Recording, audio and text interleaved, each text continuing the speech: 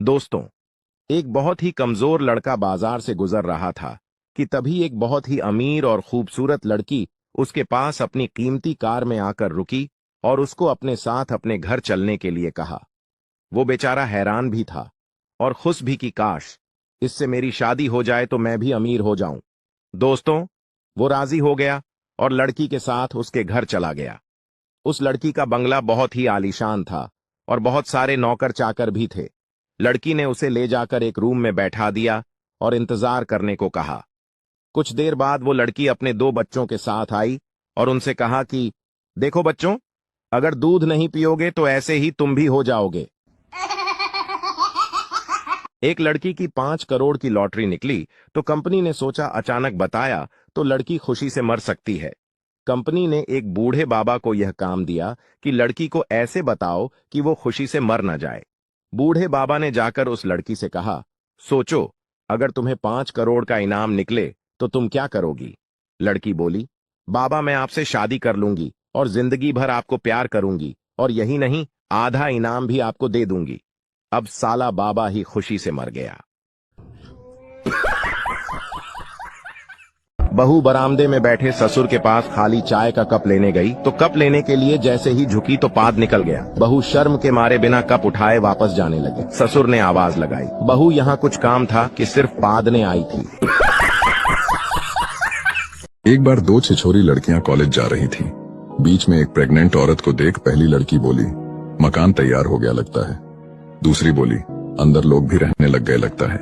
ये सुनकर प्रेग्नेंट औरत बोली, ठेकेदार खाली बैठा है, भेजूं क्या मकान बनाने? ये बड़ी अच्छी बात कही आप।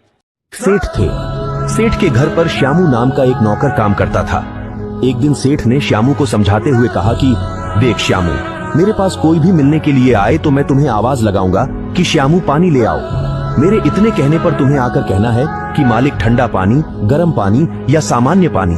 सेठ ने कहा, अगर मैं तुम्हें श्यामू शरबत लाओ ऐसे आवाज दूं तो फिर तुम्हें आकर कहना है कि मालिक काजू का या फिर बादाम का लाऊं। सेठ ने श्यामू से कहा कि मेरे कहने का मतलब है कि मैं जो भी चीज तुमसे मंगवाऊं तुम्हें मेहमानों के आगे एक चीज के 2-3 अलग अलग ऑप्शन देने हैं। कुछ देर के बाद सेठ के 4-5 बड़े व्यापारी सेठ से व्यापार के सिलसिले में बात करने के लिए आए। वो सब बैठकर बात कर रहे थे।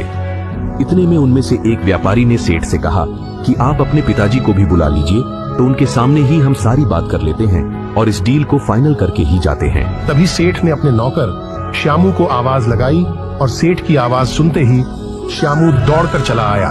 सेठ ने श्यामू से कहा कि जरा मेरे पिताजी को बुला लाओ। तो श्यामू ने कुछ सोचा और फिर वो सेठ से पूछने लगा कि मालिक, कौन से पिताजी को मैं बुलाऊं, गुजरात वाले, मुंबई वाले या फिर चेन्नई वाले?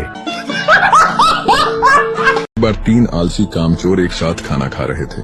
खाने में नमक कम था तो सवाल यह उठा कि नमक कौन लाएगा। एक आलसी बोला, जो पहले बोलेगा वह नमक लाएगा। सब बैठे रहे, न कोई बोला और न ही किसी ने खाना खाया। 3 दिन गुजर गए और तीनों बेहोश हो गए। लोगों ने सोचा तीनों मर चुके हैं। अंतिम संस्कार की तैयारी हुई और पहले को जलाया जाने लगा तो वो बोल पड़ा, अरे मैं जिंदा हूँ।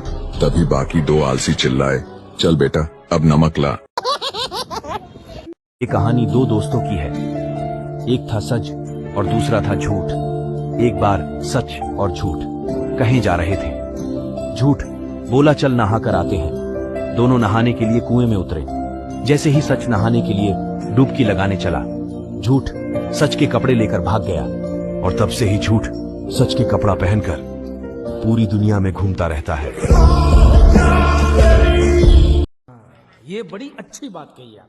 दोस्तों, एक आदमी की कार पार्किंग से चोरी हो गई थी, लेकिन जब 2 दिन बाद देखा तो कार वापस उसी जगह पार्किंग में ही खड़ी थी और अंदर एक लिफाफा था जिसमें लिखा था कि मुझे माफ कर दीजिए।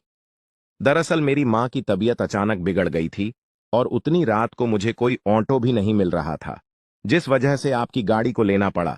मैंने गाड़ी का लॉक भी ठीक करा दिया है और जितना पेट्रोल था उतना ही है, और आपकी गाड़ी की मदद के बदले मैंने बाहुबली 2 सिनेमा की 5 टिकट्स आपके परिवार के लिए कार में रखे हैं।